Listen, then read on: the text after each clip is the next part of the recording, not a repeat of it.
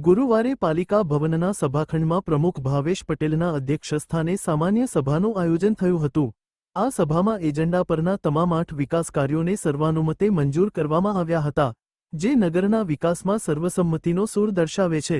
મહત્વની વાત કરીએ તો વોટર ટ્રીટમેન્ટ પ્લાન્ટ પાસેની જગ્યાને સ્કાડા સિસ્ટમ માટે મંજૂરી આપવામાં આવતા ગણદેવી નગર હવે અત્યાધુનિક સિસ્ટમ સાથે વધુ અગ્રેસર બનશે।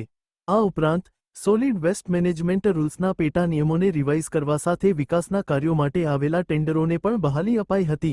સભામાં ભારતીય એકતાના પ્રતીક એવા લોહ પુરુષ સરદાર વલ્લભભાઈ પટેલની 150મી જન્મ જયંતિ નિમિત્તે ઉપસ્થિત સૌ સભ્યોએ સમૂહમાં રાષ્ટ્રીય એકતા દિવસની શપથ લીધી હતી। પ્રમુખ ભાવેશ પટેલ અને ચીફ ઓફિસર પ્રાચી દોશી સહિત કુલ 24 પૈકીના 22 સભ્યોની વિશાળ હાજરી નગરના વિકાસમાં સહિયારા પ્રયાસોનું પ્રતીક બનશે। जनगण मन अधिनायक जय हे भारत भाग्य विधाता। पंजाब सिंध गुजरात मराठा द्राविड़ उत्कल बंग विंध्य हिमाचल यमुना गंगा उज्ज्वल जलधि तरंग।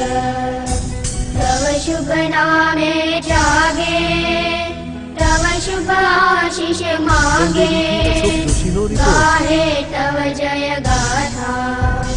जनगण मंगलदायक जय हे भारत भाग्य विधाता। जय हे जय हे जय हे जय जय जय जय हे। भारत माता की जय। वंदे मातरम।